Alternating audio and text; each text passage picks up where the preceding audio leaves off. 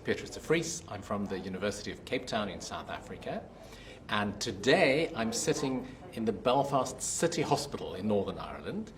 The last time, or in fact the first time I was in Belfast was in 1998, so it was delightful for me to be back 21 years later for us to have another Tuberous Sclerosis Association family conference.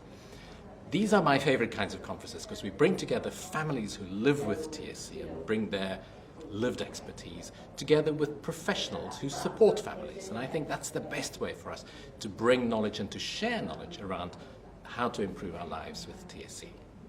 The specific focus of our meeting today is not so much on the physical manifestations of TSC, the kidney and the epilepsy and the skin and all those kind of things, but in fact on TAND. And TAND stands for TSC-associated neuropsychiatric disorders.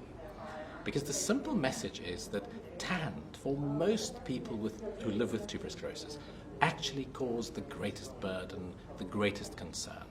Because TAND include a huge range of things, including a range of behavioural challenges, a range of psychiatric disorders, intellectual difficulties, academic issues in school, neuropsychological deficits, and a huge range of psychosocial issues.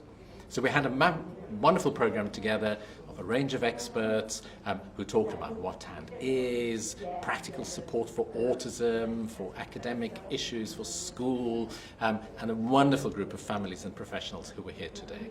I really hope that the materials that we've recorded as well will be useful to people, including those who were not able to be with us today in the meeting. Thank you very much for everyone who's supporting people who live with TSC and for people who support the Tuberous Sclerosis Association in their exciting task.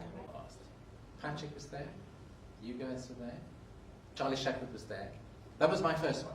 And people like Anne Hunt, some of you might remember Anne Hunt, Janet Metcalf, and some of the older generation of TSA people were there. So the number 21 is obviously a theme for today. So this is my 21st anniversary of coming to Belfast for a TSC family meeting. So great to be here and lovely to be able to spend the day with all of you. I'm going to start by just saying greetings from beautiful Cape Town. So here you can see a picture of the University of Cape Town, where I'm based now. And how many of you have been to Cape Town? Good, a few. The rest of you are well. Everyone keeps asking me, why don't you do a TSC conference in Cape Town? Because then we will all come. So here's Table Mountain. There you can see the kind of upper campus buildings of the University of Cape Town, where I'm based. And right here in the front, this is the Rondebosch Common. These are the buildings of the Division of Child and Adolescent Psychiatry. So this is where I work. And we have some outpatient buildings and some inpatient buildings. And my office is right there. And this is the view from my office. We deliberately, on a site that tries not to look like a hospital, because I think it's less scary for most people. So it's like buildings, like houses. So this is the main clinical building, and I'm in the clinic building just opposite that. But many of you will also know that before I went back to South Africa in 2012, I was actually in Cambridge for 20 years. And so it was in Cambridge that my TSC story started. I had done psychiatry training. I knew that I wanted to do a PhD or academic training, and so I looked for a research theme or a research project at the time. I was interested in neuropsychiatry. I was interested in the growing brain and what goes wrong with it and what we can do about that. But I didn't have a particular theme of focus at the time. And a colleague of mine then said to me, well, aren't you interested in genetic and brainy things? And I said, yeah. And she said, well, my husband is going to advertise a research training fellowship in tuberous sclerosis. And I remember very well saying, TSC, tuberous sclerosis, I kind of knew as much about was that nursing textbook, you know, genetic disorder, brain tumors, epilepsy. In those days we used the word mental retardation. That's kind of all that the book said. That's all I knew about as well. But that was the start of my journey. So here we are, 21, 22 years later, and I'm still doing TSC work. And it's been probably, well, it has been the most rewarding part of all my research activities and clinical activities over the last 21 years. So that's the story. I also wanted to start by showing you this picture today. This is a photograph of a woman called Loren Leclezio, Dr. Loren Leclezio. She was a research psychologist, and she was a member of my team. And Loren, you can see this beautiful smiley woman, is the person who has done most of the work on the TAND checklist, which I'm going to talk about with me. So she did her master's degree in it, she did her PhD working on it. And this picture was taken in Leiden in 2017, when she presented her findings at an international conference. And so Loren was really the one who contributed a lot over the last 7 years to the TSC story and to the TAND story. She had got malignant melanoma, and she died almost exactly a year ago, age 36. 2 young children, beautiful husband. And so this is not to make you sad at the start of our meeting, but really just to say that I want us to have the whole day and the whole meeting as a celebration for the work that she has done, and as a recognition for the amazing work that people do. And I'll come back to say something about Loren when we wrap up. Yeah. So this day is for Loren. Now, I'm not going to do all the talking, so I thought let's start with a bit of a quiz for all of you. Start with an easy one. What does TAND mean? Is it A, the Afrikaans word for a tooth? Is it B, the Austrian word for beautiful but useless? Or does it stand for TSC-associated neuropsychiatric disorders? Who knows the answer? TSC-associated neuropsychiatric disorders. Is she right? It's actually all 3. Yeah, it is the Afrikaans word for a tooth. It's also the Dutch word for a tooth. And apparently it's the Austrian word for beautiful but useless. Now I always say, I'm hoping that the concept will not just be beautiful but useless to us in the TSC community. But I thought that was quite funny. I'm always worried when I go to a country that speaks a different language, that TAND might mean something really rude. Because then we will be really stuck. Fortunately, so far it hasn't. Question number 2. When we surveyed people, and in fact it was in the TSA, in the UK TSA membership, about 1,500 people in, when was it, early 2000s, or in fact 2010, that's not that long ago. How many of them do you think had ever received any assessment or any treatment for TAND? Which do you think, 18, 38 or 68? 18. Is that because you know? You're being pessimistic, right? Okay. But you are right. It was 18%. So fewer than 1 in 5 people actually had any kind of assessment. Slightly more difficult. In the Tosca study, how many of you are aware of the Tosca study? So it's a big international cohort of individuals with TSC all over the world, 31 countries. We have just over 2,000 people in this study, and we followed them all up every year for a period of 5 years.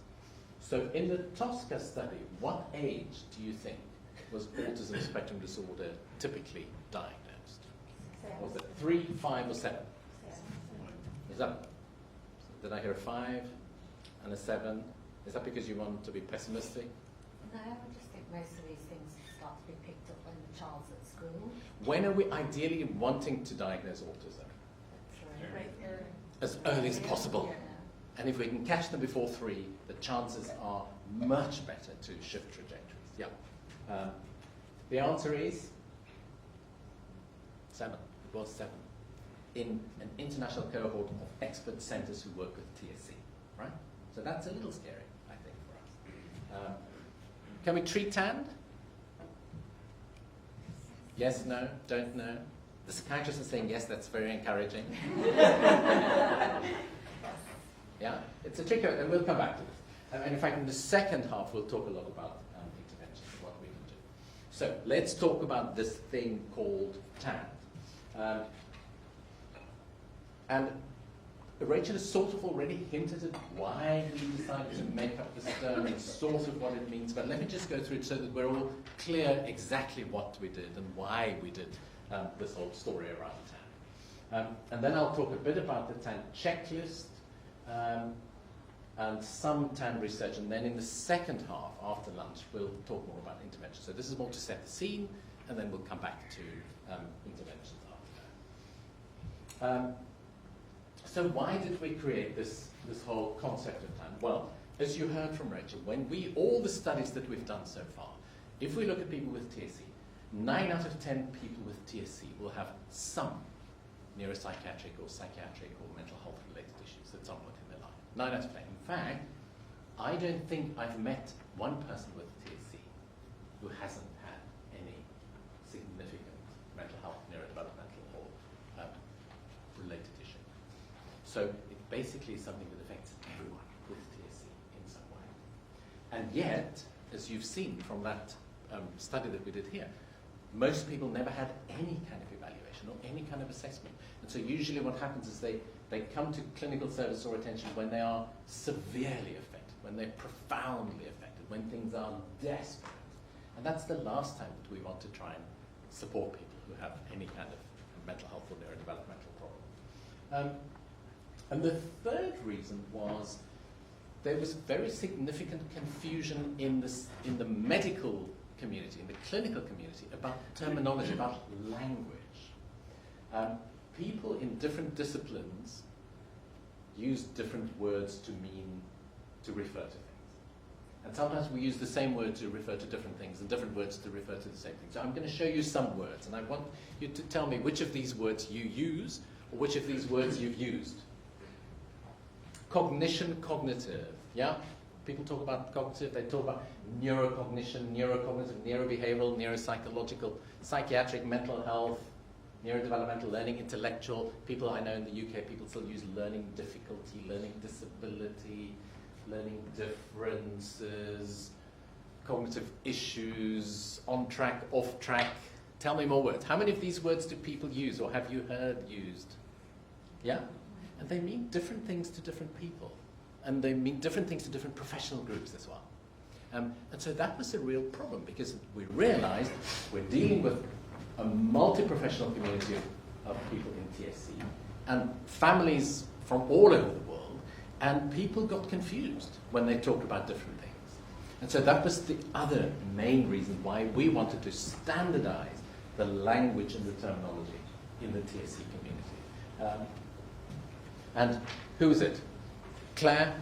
I think it was Claire who said, oh, but the principles actually apply to all conditions, and it's true. So the things we're going to talk about are not unique to TSC. They might be relevant just as much to Fragile X and neurofibromatosis and other things, but we developed this with TSC in mind, and we prioritize it for people with TSC. We can talk more about that later. And so that's why we came up with this word, TAND, TSC-associated neuropsychiatric disorders, and we grouped it and we said TAND is an umbrella term to refer to all the different levels of neurodevelopmental, mental health, intellectual and other aspects that influences and affects people who live with TSC. And I like the symbol of an umbrella. I think it's a nice, simple way, and if you want to take a picture of it, you're very welcome. Isn't it funny? In the olden days, when we went to conferences, people would be looking down and making notes. These days, you see everyone kind of lifting their phones up to take pictures, but you're welcome to take pictures. This is also being recorded, so I think the TSA will probably make it available to people if anyone wants to follow it. So it's an umbrella term that summarizes the different levels that may affect people. They're all different, they have different definitions, they're interrelated. And each of those levels might be affected in people with TSC. So what I'm going to do now is I'm going to just walk you through each of these different levels and give you some examples. So here they are. Firstly, the behavioral level, and I'll talk about that, the psychiatric level, the intellectual level, the academic level, the neuropsychological level, and then the psychosocial level. And I'll come back to this picture. And here's a warning. In the afternoon session, I'm going to test you on the umbrella. And you won't be able to cheat and look at the picture you've drawn earlier or that you've taken on your phone earlier. All right? So let's start with the first one, the behavioral level. The behavioral level in the TAND language is simply the manifestations, the symptoms, the worries, the concerns that families bring to us in the clinic. Doctor, I'm worried about my sleep. I'm worried about my son's aggression. I'm worried about my daughter's language. So these are things that we measure using things like rating scales or checklists or observing aggression or difficulties or whatever that might be. And they are not, the behavioral level is not a diagnosis. I always worry when people say, oh, that's just behavioral. What does that mean? Everything that we do is behavioral, right? So we need to understand that behavioral level. And in TSC, we know that there are very high rates of a big range of behavioral difficulties. And they include, and mums and dads and people who live with TSC will know these things: aggression, self-injury, attentional difficulties, difficulties with social communication, difficulties with mood, difficulties with sleep. And many people have many of these different behavioral challenges. Some of them correlate with your level of intellectual ability. In other words, if you have more intellectual difficulties or disability, you're more likely to have some, but not all of them. So everyone is at risk of some of these behavioral challenges. Some of them are associated with epilepsy, but there's nothing that we only see in epilepsy or that we don't see in epilepsy. So it's just a risk marker. That's why we should always look at everything in everyone with TSC. The next level is the psychiatric level. This is when you come to the clinic saying, I'm worried about my son's inattention and I'm worried he's a bit overactive. This is when the psychiatrist will now use, or mental health professionals will use the standard ways that we have. Taking a detailed history, making some observations, using the DSM or ICD. And they're going to say, are there enough of these things? And are they there for long enough? And are they to the exclusion of other kinds of things to give a diagnosis? And there are two main groups of diagnoses, psychiatric diagnoses, that are very common in tuberous sclerosis. The first are the group of neurodevelopmental disorders, so that includes autism. And we do see autism spectrum disorders in about 40 to 50%. In about half of people with TSC will meet criteria for an autism spectrum disorder. There's a huge range, but about half will meet criteria. Almost the same proportion will meet criteria for ADHD, attention deficit hyperactivity disorder. Interestingly, you've already heard about autism being diagnosed late very often. ADHD is very often missed completely. People see the inattention and the overactivity, but they don't think about the possibility of a diagnosis. So when we did a study in the UK some years ago, we found that 55% of the children in our study actually met criteria for ADHD, and only one of them had received a diagnosis and treatment. The rest were just seen as, oh, that's just part of the TSC. That's just, people with TSC are overactive. And that's not helpful, because actually we know we can treat ADHD. We know we have strategies to treat things like that.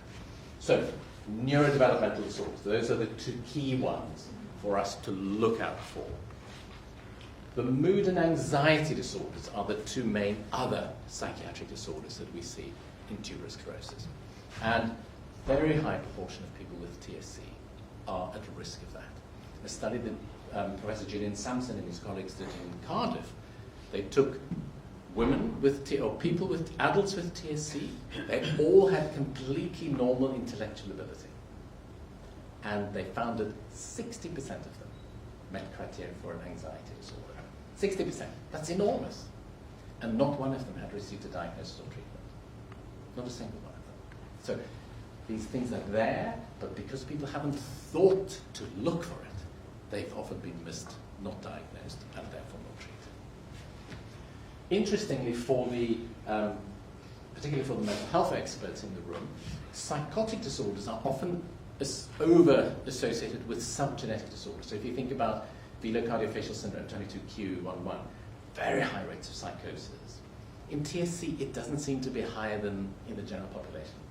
So the clinical message for us is when we see somebody with TSC who seems to be hearing things or be delusional or having voices or whatever, our first thought is this seizure related, rather than it's a separate psychotic disorder. Of course, there are always a small risk, but the rates are about 1% in TSC, which is the same as in the general population. So I've done behavioral level, the psychiatric level. Now we're talking about the intellectual level. So this is the level where we're going to say, what is your overall intellectual ability? And the typical way we do that is to do an IQ type test. How many of you have had an IQ test?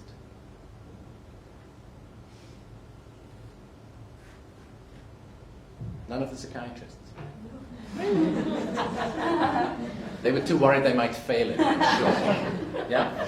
And so when we do IQ type tests, people, children, adults you get given lots of different kinds of tasks, and then there's a way to add them all up and to see how all of us fall on what is called a normal distribution. So a normal distribution just means that it's like your height. If we take all of us and we see how tall we are, most of us would have sort of an average height, some of us would be very short, and some of us would be very tall. IQ is just the same. Most of us have average intellectual ability, and some will have lower intellectual ability, and some will have higher intellectual ability. What's the pattern in TSC? I was told that in November 2014 that I had a very high IQ and it was within the top 20 in the world. Good. Congratulations. I'm so proud of. Very good. Yes. Yeah. And so in TSC, the pattern looks, I can probably try and draw it. This normal distribution is pushed down so that that curve goes down like that. So there are more people who have intellectual disability. We define intellectual disability as when you have an IQ below 70, so you're in the bottom 2%, and when you have impairment in your daily life, in your functional skills. And so in TSC, this whole curve is pushed down a lot. And we also, and I'm going to say it carefully, we also used to see a separate big group of people that we call profoundly intellectually disabled here. But that profoundly impaired group is getting smaller and smaller and smaller in the TSC community.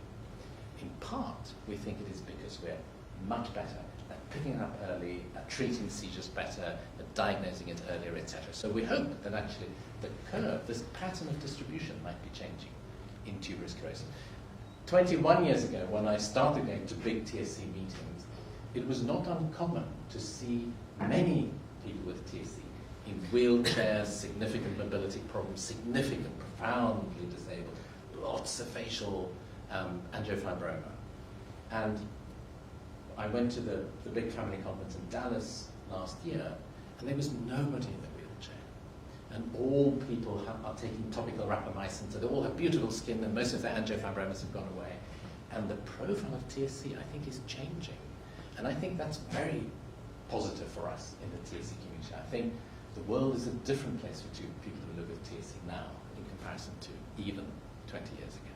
So I think that's important for us to hang on to from a hopeful point of view. So this pattern is moved down. So we have maybe half of people with TSC have an intellectual disability, and the other half have entirely normal intellectual ability, and many of them, such as some people in the room, can have very high intellectual ability. The challenge for us, particularly when we're psychologists, neuropsychologists, psychiatrists, are that most people have an uneven profile of intellectual skills. So if you actually look at the different subtests, the different tasks that you did, you may have found that some things, like Una talked about, you might have been incredibly good at some of those things, and then there might have been other things that were relatively much weaker. And that's hard for people to understand. Well, why are you so amazing at your memory, but you can't do maths? For instance. So I think typical is a very uneven profile. So don't just ever look at the number, the total number. Don't just ever look at the different indices. Look at the individual scatter, because that will tell you what is your child, what are his strengths and weaknesses in terms of his intellectual profile. Because all people with TSC will have strengths and weaknesses in that sense. The next level is the academic level. Different from your intellectual ability is how do you perform in school? Reading, writing, maths, those kind of things. Okay, Brona's smiling. I don't know why she's smiling. But most people with TSC, even those who have completely normal intellectual ability, even those who might have very high intellectual ability, struggle in some school stuff. The most common difficulty is maths. I don't know if that was a problem for you. Maybe you were brilliant at maths. Strong point at school. There you go. And you see, that's why in TSC nothing is a rule, right? There's just what is most typical. But so, and you can see here in the Tosca study, when we asked how many people had academic, scholastic difficulties, it was almost 60%. So that's incredibly high. And when we asked mums and dads, how many of your children have had additional support in school, an IEP or an IEDP, additional help, almost never does that happen. The dilemma with our systems, and I don't know if the person, who is the lady who's going to talk about school support here? She'll be here later. The dilemma with our school systems is that we often wait until children fail before we do something. Isn't that terrible? Yeah? That's also what we do when we do these kind of IQ tests. We go on until you fail. But that's another story. So in TSC, because we know that 60% of people have a risk of having these difficulties, all of what we're trying to do in our guidelines is to try and be preemptive, to say we're expecting the risk, let's evaluate it, let's look for it, and then let's put things in place before it becomes too problematic. That's the way, I think, that we really shift trajectories and quality of life for people with TSC. But so here it is, very, very common. And it's so common for us to hear of kids who have very high intellectual abilities. They're in mainstream schools, and they struggle academically. The way that it presents is through difficult behavior. They don't want to go to school. They become disruptive. They become aggressive. And then the focus is on that behavior rather than on thinking maybe it is because of academic difficulties that they struggle. So just to bear that in mind in our thinking and planning of their story. Behavioral, psychiatric, intellectual, academic, and now the next one is the neuropsychological level. How many of you know what the neuropsychological level is? Other than hopefully the psychiatrists will have a clue. So the neuropsychological level sounds a little bit like the intellectual one, but it's different. All our brains, as they grow up, start to develop specialization areas in different parts of the brain. And so we can actually do games, puzzles, tests to evaluate how different brain regions have emerged, developed, matured. And so we have specialization for language skills, usually on the left side of our brain. We have specialization for attention skills, which are more in the right hemisphere. We have specialization of kind of knowledge systems in the posterior bits of the brain. We have specialization in executive skills, more in the front of our brains. And so there are ways that through neuropsychological tests and games, we can evaluate your profile. And that's much more brain specific than an IQ test, which is very general. And so in TSC, even when people have completely normal intellectual ability, even when they're in the top 20 in the world, they are at risk of having specific neuropsychological difficulties. And here are the common ones that we've identified so far. So many people with TSC have difficulties in memory, verbal and spatial, particularly in memory recall rather than recollection. Let me explain what that means. So that's if I said to you, what date did this happen? And you have to just present it, that's recall. If I said to you, which of these have you seen before? That's recognition. And they have this, they're supported by different brain regions. So many people with TSC have this kind of, I can't quite bring it out again, recall, both spatial and visual recall memories. Difficulties. Interestingly, TSC mice and rats also have memory difficulties, recall but not recognition, memory difficulties.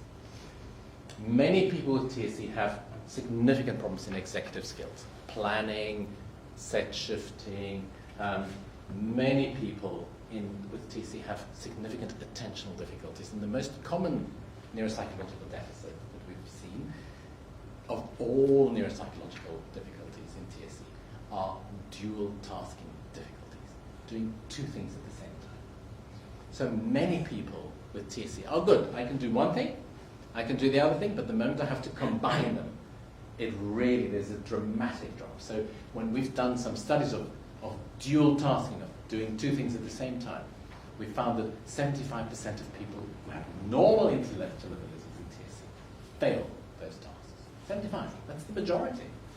And the way that people have described to us it makes them feel is they have a sensation of being overwhelmed. It's like my brain gets overwhelmed, it's like overloaded, and it makes them feel anxious. So that's the way most adults, able adults with TSC, describe to us. It makes me feel overwhelmed, anxious, and then I try to avoid doing this thing because I don't like that sensation. So it's a very, very common deficit that we see. So my mantra is, all men and most people with TSC have difficulties with multitasking. That's a good way to remember, all right? And then visual construction. So some people also struggle doing complex visuospatial things when they have to draw things, when they have to do maps, or even map reading. That kind of complexity is often hard for many people with TSC. So I thought this is also a good time maybe just to do a little bit of a test. So I'm going to make you test one of your brain skills. So what I'm going to do, I'm going to make you as a group do a test with me, all right? I'm going to show you this. Can you see all those boxes? Yeah? And what I want you to do is we're all going to read out all those numbers as a group, okay? Out loud. Are you ready? So let's just practice. So starting from this side to that side, and go. 1, 2, 2, 1, 1. But that was super slow. Okay? Now you need to do it as fast as you can. Are you ready? And go. 1, 2, 3, 1. Okay, that's good. So now I'm going to show you a long list of numbers, and I want you all just to read it out as fast as you can, as a group, like a choir. Okay? Are you ready? But fast, not 1, 2. Okay, right? And go. 1, 2, 3, 1, 1, 2, 3, 1. And then together, stop. As a choir. And go. 1, 2, 3, 1, 1, 2, 3, 1, 1, 2, 1, 1, 1, 2, 1, 2, 3, 1, 2. Good, that was much better. Yeah. Shall we just practice it once more in the same way? And go. 1, 2, 3, 1, 1, 2, 2, 2, 1, 1, 2, 1, 1, 1, 1, 2, 1, 2, 2, 1, 2. Yeah, did you all keep up? Oh my goodness, if you're struggling on this one, just wait. All right, now we're going to do the same, but this time, when you see a 1, I want you to say 2. And when you see 2, I want you to say 1. Okay? All right? You know what we're going to do? Same speed as fast as you can. Okay? And go. 2, 1, 1, 2, 2, 1, 1, 1, 2, 2, 1, 2, 2, 2, 1, 2, 2, 1, 2. What's going on up there? So how did that feel doing it the reverse way? Harder? Was it easy? Yeah? So that's what we call an attentional switching task. Every time you had to say, no, not this one, the next one. No, not this one, the other one. And this is a relatively easy way to just show to you, illustrate to you. There are lots of things we can illustrate. But for many people with TSC, these kinds of things are really hard. Do we have time? Yeah, we have time for another one. I'm going to make you do another game with me. And you're not allowed to write it down. I'm going to give you numbers. And then I want you to repeat the numbers once I've said them. Okay? So, here comes the first, and I'll give you a sequence of numbers. Okay. So here comes the first sequence of numbers. So listen first, and then you'll give the answer after that. 4, 2, 9. Okay? 14. Good. Here comes the next set. 1, 3, 2, 5, 7. Okay? 1, 2, 3, 4, 5, 7. Good. Next one. 2, 4, 8, 9, 1, 7, 2, 2, 5, 3, 7. Okay?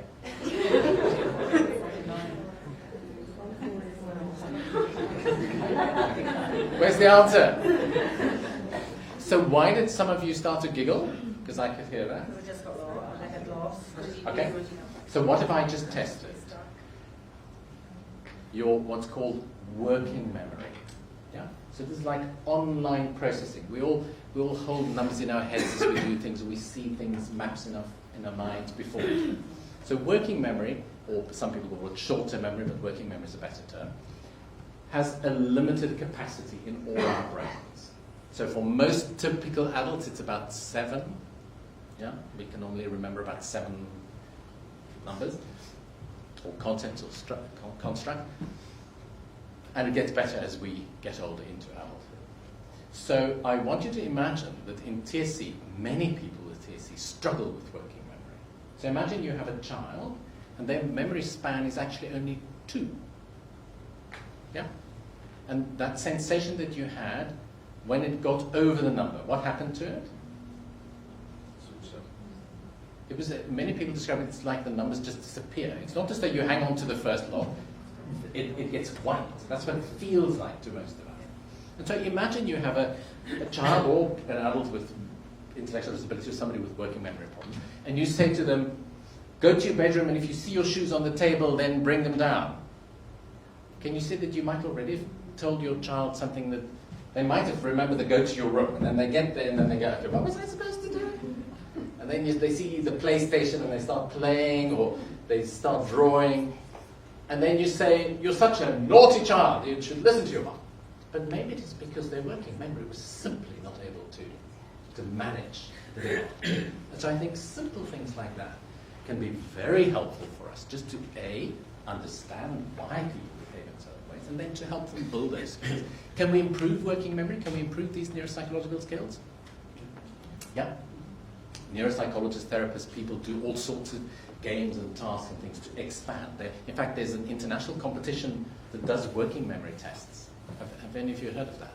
So there are people who compete to see who can remember the longest sequence of numbers. And people go into the hundreds. And they have techniques that they learn to build memory and working memory. So these are things that we can improve. But the key for us in TSC is it's a common difficulty. And often we miss it. And we often miss it unless we actually specifically look for these neuropsychological types of difficulties. Okay.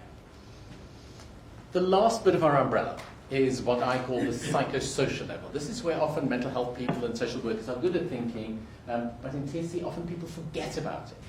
The impact on the individual, the trauma associated with it, the grief, the humiliation, the journey that all of us have to walk through having a diagnosis and living with it, the impact on siblings, the impact on parental relationships.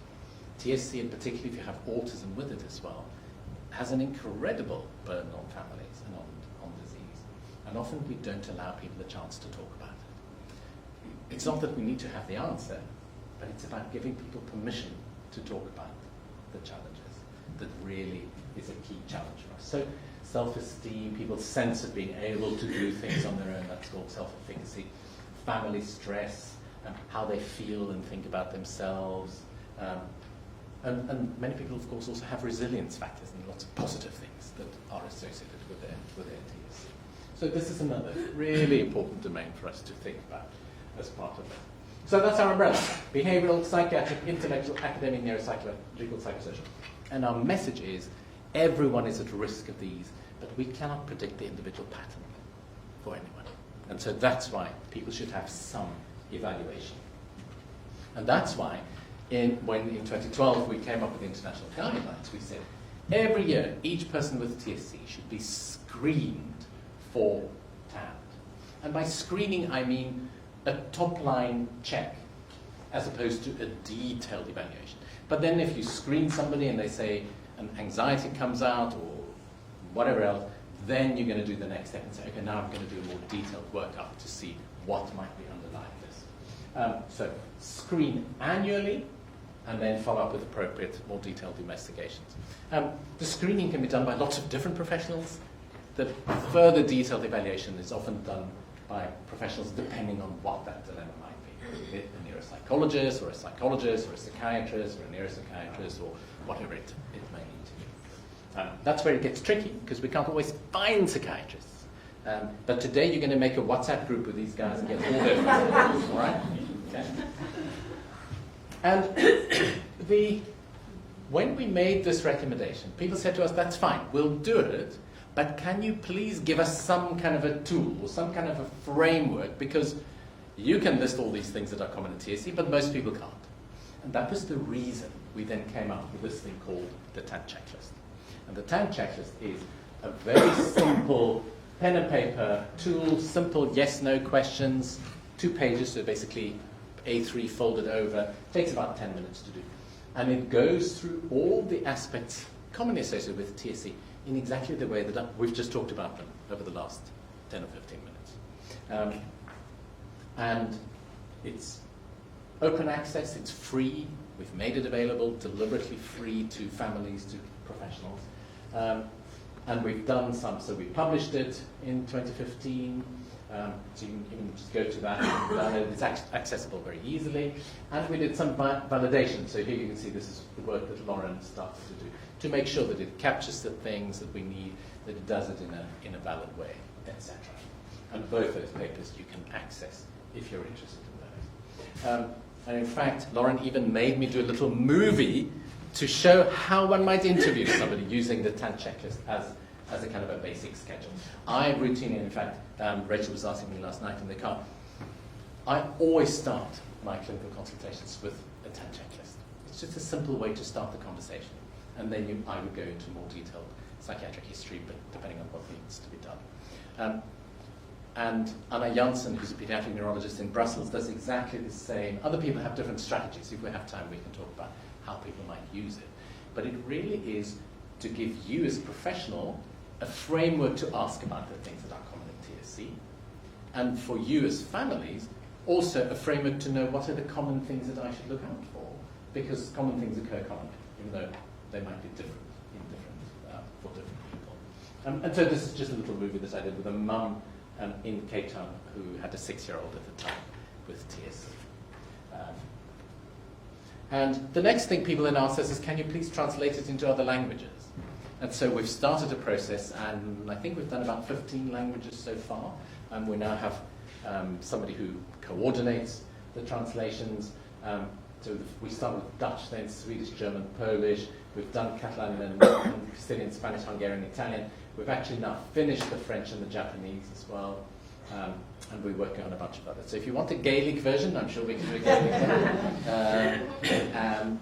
Really to make it accessible to people. And I was actually pleased to hear that Novartis, the company that does everolimus, have recently asked if they could use the TAND checklist or some of the materials in some of their promotional materials as well. So as a way of also helping them to spread the message about the use of it. This is the only TSC specific checklist, but you don't have to use it. And we make it free, so nobody makes money out of it anyway. But the goal is to make people think about TAND issues. Many clinicians around the world, until recently, have thought that if they've figured out the skin and the kidney and the brain and the heart and the lungs and the epilepsy, they've done a good job. My message, and the message we're trying to give to people, is that is the beginning. Once you've done all those things, now we come on to the things that are actually the most challenging and the hardest and the greatest burden on family and individual lives are these TAND challenges that so far people have really not paid a lot of attention to.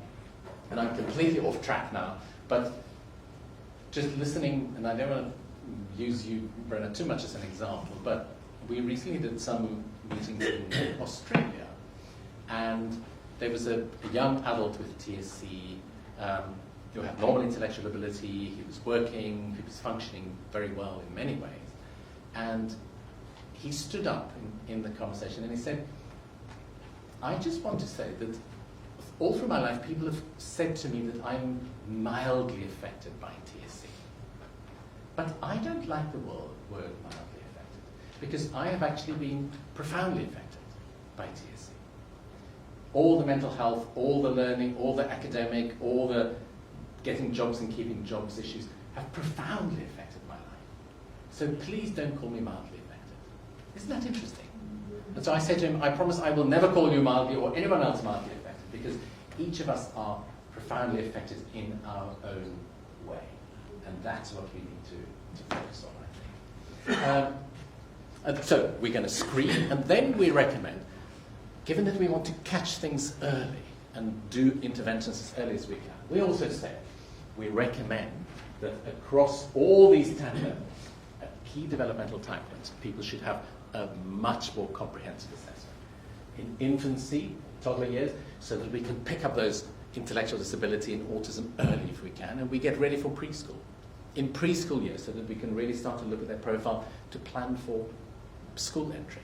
In the primary years, so that we can think what might you need for secondary transition, because some of these characteristics come online over time. In secondary years for transition into adult life, and then in the first 5 or so years of adult life. The most difficult time for most people with TSC is the transition from school into adult life, because we know healthcare systems are relatively good while you're under the age of 18, but that transition to adult life and independence, your healthcare system changes, the support systems change significantly, the expectation from society is very different, the resources are different. So that's why we've added a very deliberate extra box for adult life, because that's often many people with TSC who've managed to get through, suddenly they find themselves really struggling in those 20 to 25 year age group. And that's why it's there. The third recommendation is we should do an urgent assessment of somebody when there's rapid or sudden change in their TAND profile. And you will know what it is. Mums and dads of people who live with TSC will know, is this different from usual? If there's a sudden change. My child was usually very interested in pop music or Princess Elsa from Frozen, and suddenly they've lost interest very rapidly. Then we're going to think, well, what does this mean? Or they were absolutely fine and suddenly they become aggressive. Or they had no problems and rapidly there was an onset of strange behaviors that we haven't seen before. Those are all triggers for thinking, is there something biological? Is there something going on in the brain or in the body system that has led to those? Because we know our bodies and our minds are closely connected. And so what we're saying, if there's rapid change, look for, think, is there infection? Is there kidney stuff? Are there medication side effects? Are there seizure changes? Is it a growing SAGA? An example that I often use because it was just such a striking example. A 15-year-old boy, mainstream school, he did well academically. He had never had any major challenges. And then suddenly, over a period of a month or so, he started to become super aggressive in school. Started, beating up the other kids, being aggressive, swearing at the teachers, once he even kicked a teacher. And so they expelled him from school. And they said, this is a teenager with difficult behaviors, we can't tolerate that, zero tolerance for difficult behaviors.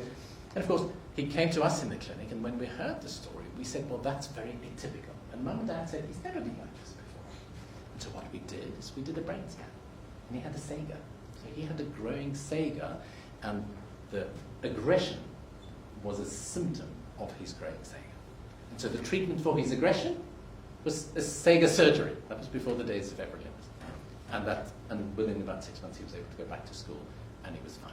So just to bear that in mind, the manifestations of physical symptoms in TSC can be aggression, can be sleep disturbance, can be mood disorders, can be all these kinds of things. And that's why we need to bear the whole picture in mind with everything we do. So let me just talk in the last 5 minutes just about some of the TSC research that we're doing in TAND. I'll talk a bit more later. And I could talk for a long time about this, but I thought I'd just give 2 examples. The first is, can we find natural clusters of TAND? And I'll tell you in a minute why. And the second is, can we actually use mTOR inhibitors like everolimus to treat TAND manifestations? So let's go to the first of them. I've just illustrated to you all the possible things that can happen in TAND in people with TSC. And many families and many doctors come and say, well, that's all a little bit overwhelming. I have no idea. There's so many unique combinations of things. What do we do? And what we realized is actually that led to a term we call treatment paralysis. The doctors, even specialists, would say, oh my God, I have no idea what to do. Let's just do nothing and hope it goes away. Rather than to try and work through systematically. And so we wanted to ask a simple question based on literature from other conditions. Maybe if we could find a small number of clusters of these things, it would make it easier for clinicians and for us as people who live with TSC to look for this cluster and to find treatment for this cluster. And our idea, and this was Loren's project, was if we could find fewer than 10 clusters, we thought most doctors can count up to 10. So we thought if we can get it 10 or fewer, that would be really cool. But of course, we couldn't predict what would happen. And very simply, what we did, we used a data-driven approach. So you can, in psychiatry, all the boxes we use are things we've made up over the decades and the centuries. But these days we have technology that we can take data from people, we can take what you tell us, and put it in computers and see how they group naturally. And that's what Loren did in her PhD project. And so she ended up firstly doing a little study to see can we find a method, and then she took almost 500 people with TSC from a number of different countries. We gave all of them a TAND checklist to complete, and then she used cluster analysis techniques to see can we find clusters. What do you think happened? Did it work or was it a disaster? It actually worked. And what was very interesting for us is that we were able to find of all the complex things in TSC, 7 clusters, 7 natural groupings of TAND manifestations. And I'm quickly going to show you what they are because we'll talk more about it after lunch. So we saw a cluster, very clear, separate from all the others, of all these academic things. Reading, writing, spelling, maths, separate from all the others. We saw an overactivity, restlessness, impulsivity cluster, separate from all the others.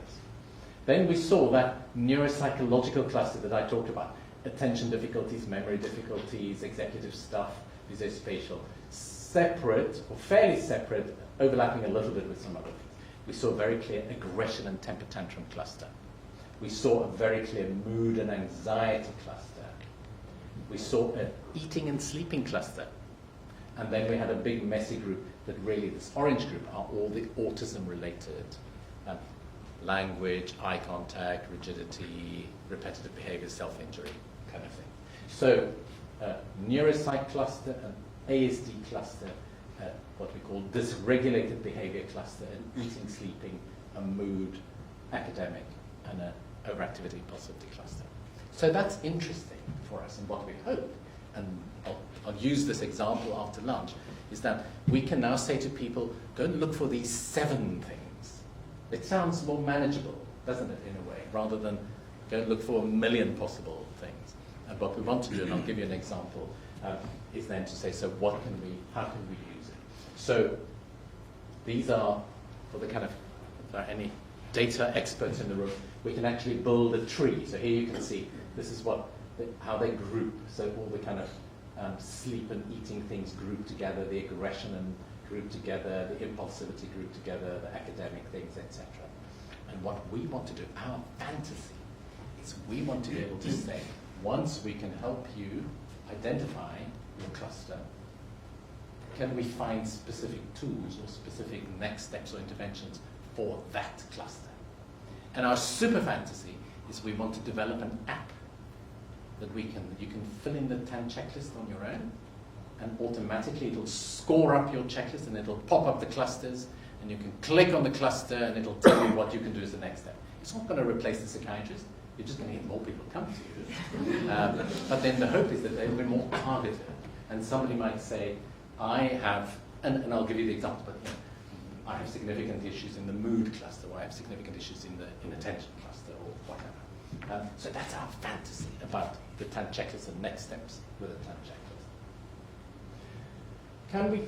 Can we use mTOR inhibitors like everolimus to treat TAND? What are your thoughts? Those of you who are taking or family members who are using everolimus. What do you think? I strongly think that Yeah. it's quite a Yeah. rejected. Yeah. And so many people describe that when they're on very high doses of the medication, they get many side effects. And what we're finding increasingly in TSC is you often need much lower doses to still have the positive benefits on your brain, your skin, your kidney, and potentially the TAND. So the reason why we are interested in can it do something to TAND as well is actually a mechanistic one, a biological one. Here you can see, and Rachel didn't show you this picture, there's TSC1 and TSC2. She mentioned the two proteins. Don't worry about what the picture looks like, it's not to scare you. But the TSC proteins inside every cell of our bodies talk to this protein called mTOR, the mammalian target of rapamycin. And when you have TSC, you have too much of this guy, and that's why we block it with an mTOR inhibitor. But you can see, and the main reason, the main job that the pathway does is to regulate cell growth and proliferation. So the skin tumors and the brain tumors and all this are because there's too much growth of cells in the body. But the same pathway also is involved in things like long-term potentiation and synaptic plasticity. So long-term potentiation is the way that our brains lay down memories and remember things. It's also the pathway that's involved in myelination. That's making the white matter tracks in our brain. So those are like the highways that send messages. And it's also involved in development of the brain. So there are many brain-based processes that are also in this pathway. So we've argued that if this is dysregulated, if you have TSC, not only do you have the physical manifestations, but it also dysregulates many of your brain functions. So the question is, can we, if we give you rapamycin or everolimus, can it also improve some of these kind of things? And so there's been some animal studies. I don't know if any of you have met a mouse with TSC, but there are some mice with TSC. There are rats with TSC as well. And the rats and the mice with TSC have memory problems, and they have learning problems, and they have attentional problems. And what they found is when they gave them everolimus, those memory problems actually went away. And that was very exciting. That led to some of the early phase studies we've done. So we've done a little study where we looked at memory in people with TSC, and it looked as though it made improved memory. And recently there's been two studies, one in Boston and Cincinnati that we did with younger people. The finding of that study was basically, it was mixed. Some people went up, some went down, some went left, some went right. So we don't quite know what that study is telling us. And we're still trying to figure it out. But we also, and we finished that last year in Cardiff in the UK. And some of you might have been part of that study where we gave everolimus to adults with TSC and looked at their memory, anxiety, attention, autism, and so on. And what we found was actually very interesting. We found that even the people on placebo, so some people got the sugar tablets and some got the real everolimus, even people on placebo had significant improvement in many of their memory and learning and attentional aspects. So almost 40%. And what's important about that is that tells us, that gives us evidence that just having predictability, knowing what you've seen before, knowing what is expected, makes a massive difference to our ability to incorporate information and lay it down. So for us, the clinical thing, that's why you guys who work with families and with people with TSC try to give predictability, structure, routine, because it makes the brain accessible to learning. And so that's what the study showed, at least in part. And then interestingly, the group who had everolimus, over 70% of people in the everolimus group showed significant improvements in their memory and learning. And so that's an early sign, and I think it tells us that everolimus may well have a role to improve not just the physical manifestations of TSC, but might also improve some of these neuropsychiatric TAND manifestations. At the moment, we're not going to say go out and use it, but at least what it tells us that if you are taking it for your kidney and your brain tumor or your skin, it may also over time have a positive impact on your neuropsychiatric manifestations. You need to manage side effects. If you get side effects, you have to manage those first. But over time, that is what we see in the majority of people with TSC. So that's what I wanted to do. Why TAND, what it is, the checklist, a bit about some of the research. When we come back, so we're going to have Do we have tea now? Yes, we have tea now. And Tea now, then we come back for more talks, and then when we come back after lunch, I'm going to use the TAND checklist to see how might we be able to use it in real life to think about what might be my difficulty and what can I do as the next step. So I hope that was a useful introduction for everyone. Thank you, Patrick. I shall hand back the mic to you.